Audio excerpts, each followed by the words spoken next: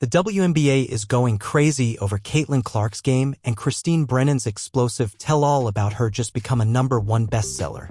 The revolution in women's athletics, led by Caitlin Clark, isn't just taking off. Every dark secret regarding the league's attempts to undermine their own golden goose is being revealed.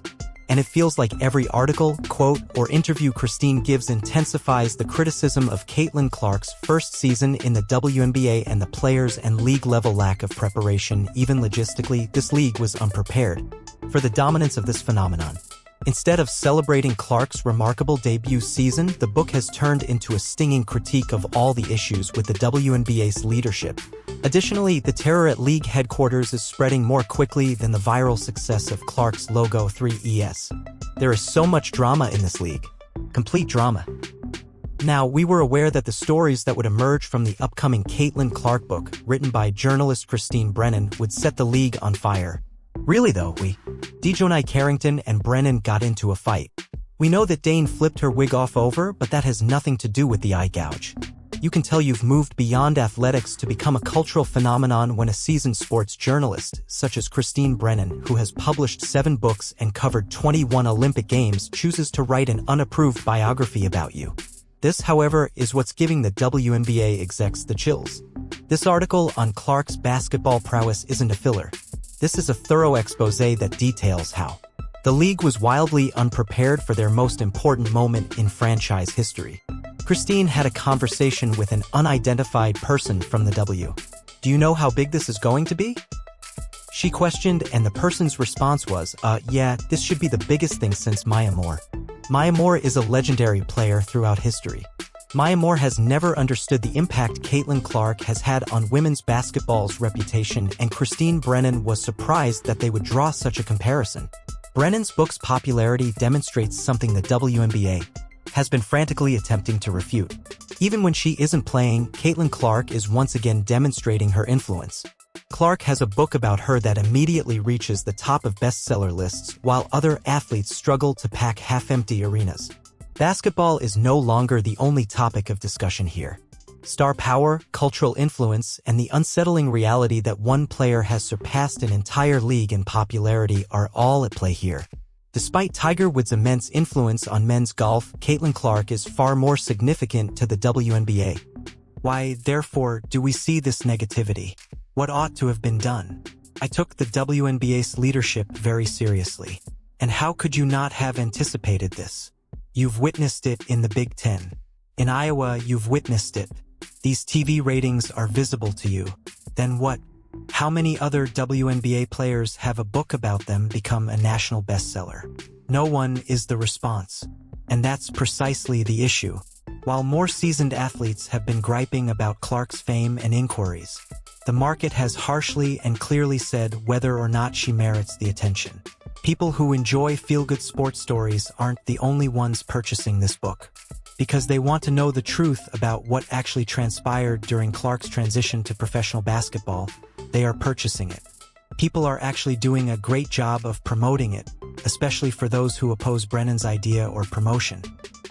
I mean, according to DJ Carrington, Brennan's book, Clark called a top league official the day after declaring for the WNBA draft to determine their awareness of what was about to happen. In reaction, the officials likened Clark's possible influence to Maya Moore's league debut. Can you believe that, Maya Moore? The league's disastrous misinterpretation of what they were obtaining is evident from that comparison alone. Clark was more than just another gifted draft selection.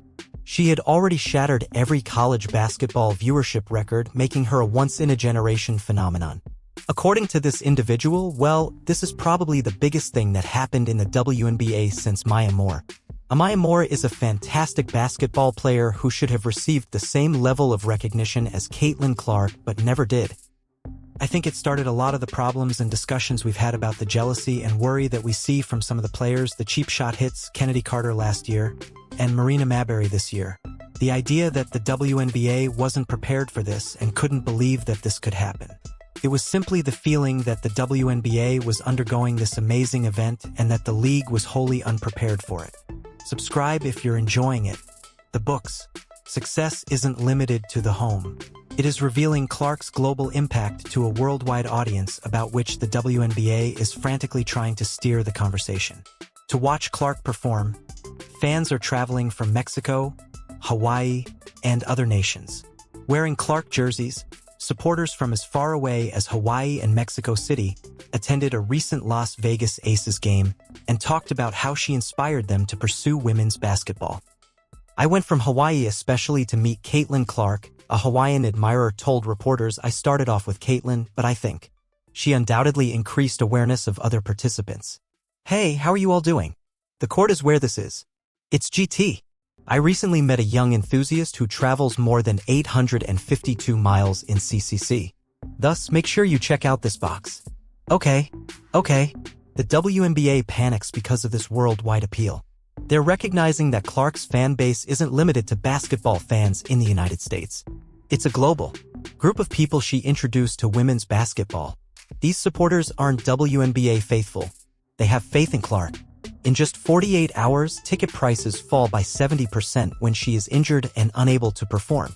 Games are shifted to bigger locations when she's well in order to handle the crowds. Because of Clark, the Washington Mystics shifted their game versus the Fever from their 4,200-seat home arena to the 20,000-seat Capital One Arena. The Las Vegas Aces relocated their game to T-Mobile Arena in order to make room for the thousands of additional spectators to watch Clark battle A.A. Wilson. They're more than simply hoops fans. These are basketball aficionados who also happen to be Clark fans. We're heading to Las Vegas for a vacation. Additionally, we plan to attend the Indiana Fever vs. Aces game to watch Caitlin Clark. The Aces? No way. We have tickets already. Really? Thank you. Thank you for this once-in-a-lifetime chance. Many thanks to all of you. Major publishers give Clark the royal treatment while other WNBA players compete for social media following and struggle to garner media exposure. This book was not the only one published by Simon & Schuster subsidiary SKYROCKETS. They are marketing it as though it were a cultural phenomena. For unapproved biographies, veterans journalists typically do not have access to the dozens of in-depth interviews and unique behind-the-scenes research that are included in this book.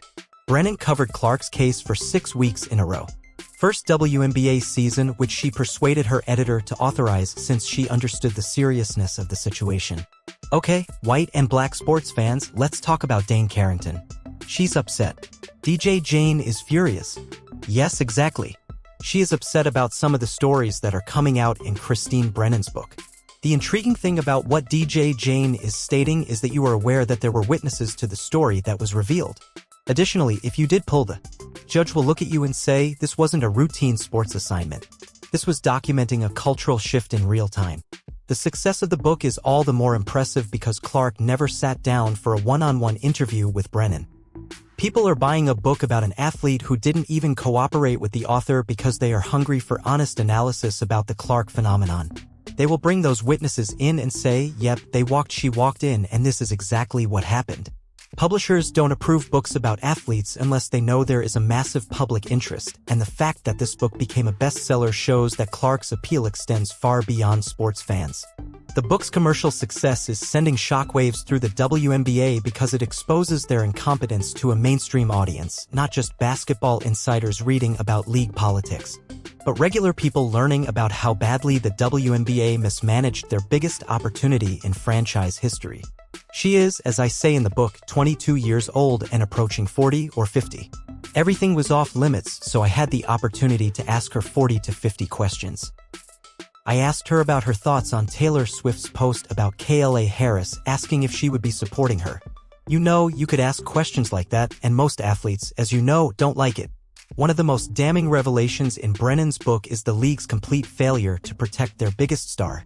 A WNBA official told Brennan that players simply don't understand what real media coverage is, explaining that most of our players have no idea what real media exposure is. She looks you in the eye, gives you lengthy answers, is direct, and is also very, very funny. I say this to many people. Caitlin Clark's book describes the physical intimidation she endured in the WNBA, including being poked and shoved, treatment not tolerated for male stars like LeBron James or Steph Curry. Tennis legend Chris Evert called Clark the best thing ever to happen to women's basketball and questioned the league's inaction, highlighting the fact that Clark has received more egregious fouls than any other player in the league and that the officials consistently fail to make calls. WNBA uses Caitlin Clark for ticket sales and viewership records, valuing her economic impact, but fails to protect her on the court despite featuring her prominently in promotions. The league's incompetence almost jeopardized this financial boon. This is a perfect textbook example of Mean Girls. Woman-on-woman indirect violence, snubbing a woman who is excellent simply because she got honored. This is an unbelievable example of how when a woman is excellent or ambitious, other women go to silent, or we begin to wonder if she is likable. That is irrelevant. This is about whether or not she is good. According to sports writers and the general public, she is among the nation's top point guards, while other women are ranked 9th.